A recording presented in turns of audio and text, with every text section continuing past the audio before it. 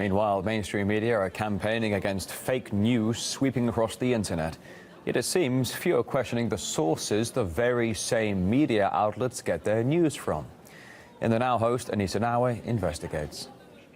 There's a crusade against fake news. Fake news has become increasingly, maddeningly, disturbingly popular, especially on Facebook. The Pope endorsing Trump? Fake. Megyn Kelly fired for backing Hillary Clinton? Fake. Clinton linked to crimes committed by Anthony Weiner? Also fake. Some of these pro-Trump websites in particular actually come from kids, from teenagers living in Macedonia. So you're saying that a bunch of Macedonian kids screwed millions of Americans over and got Trump elected? A bunch of Macedonian kids versus the enormous mainstream media machine, those 6 giants that control 90% of American media, which almost 100% were behind Hillary Clinton. Hillary hit him on everything. She clearly managed to get under his skin. I think is the best speech yet. Trump is headed for a historic defeat. Could he actually win? No freaking way!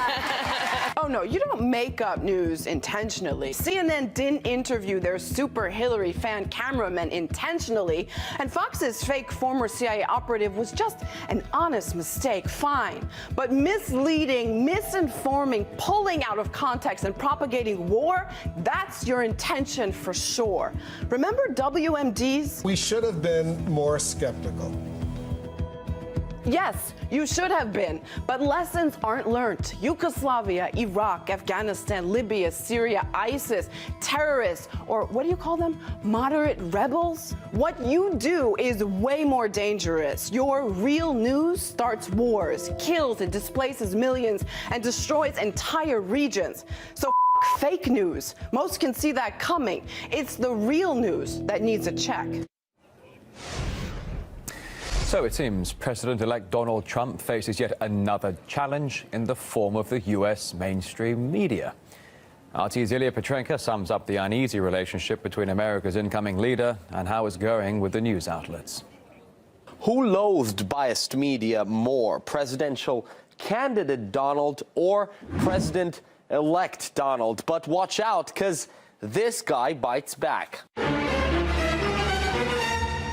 When almost all of them were backing this lady, he either had to swallow it or put up a fight. I do hate them, and some of them are such lying, disgusting people. Most of it, 70%, 75%, is absolute dishonest, absolute scum. Remember that, scum.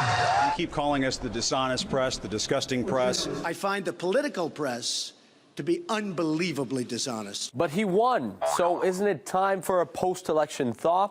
We're not feeling that just yet. I'm going to show you a couple of tweets from Mr. Trump before he met one of the most respected American papers, the New York Times. Here, he calls it the failing New York Times and cancels the meeting. They changed the terms and conditions at the last moment. Not nice. An hour later, perhaps a new meeting will be set up with the NY Times. In the meantime, they continue to cover me inaccurately and with a nasty tone. That's just as the paper ran this story. Donald Trump's business dealings test a constitutional limit. And here's some captions I saw on CNN while putting this piece together. Now, by the way, the day before Donald Trump got together with the big TV network execs and top anchors. What exactly happened there, who knows? But what we do know is that the CNN was there, and according to an unnamed source cited by the New York Post, they got a massive telling off by the president-elect. Trump started with CNN chief Jeff Zucker and said, "I hate your network. Everyone at CNN is a liar, and you should be ashamed." The meeting was a total disaster. They got a Trump-style dressing down. Well, what else did they expect after stuff like that? This guy is a complete clown. Rodeo clown. A dangerous clown. An irredeemable pervert. Can Donald Trump be stopped? So, where are we now? Remember Donald Trump saying, "Forget the press, read the internet." Will the real Donald Trump Twitter account now become the #1 source for White House news? He's already all over Twitter, updating us on his administration appointments and then some. It makes you wonder how Trump's going to work with the White House press pool. especially if the lines are blurring between correspondents and campaigners. Most of the media establishment is very unhappy that their preferred candidate and their narrative didn't succeed. And so they gave up their pretense of objectivity. Now, even the New York Times even ran a front page declaring to their readers that they were going to do everything they could in order to stop Trump from being elected president. Is that activism? In my view, the New York Times thing is absolutely a form of activism. CNN visibly showed contempt for Trump during the debate. Is that a form of activism? It certainly can be interpreted that way. A journalist should stand aside and let his or her subjects reveal themselves rather than tell the readers what they should think. Any more cases of journalists turned activists? Take this letter from the UK's Times. Dear IOC, please ban the whole of Team Russia from Rio 2016. Or this piece from Germany's Bild.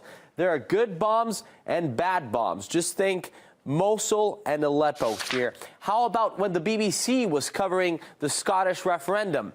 An Anglified perspective was the verdict from an audience panel. So opinions over facts. Is this really now the way to go? In Moscow, I'm Ilya Petrenko. Media analyst Lionel believes Donald Trump sidesteps the media by going online to be more accessible to the American public. He goes on YouTube? I mean, this guy took Twitter. What, Periscope next? And he realized, I'm going to be more accessible to the American public, to the voter, more than anyone. He's rewriting everything. And there's one thing that every American in this country, which kind of makes sense, agrees to, and that is how decrepit, how rancid, how vile and putrescent and biased mainstream media are. The same people who talk about RT as being propaganda.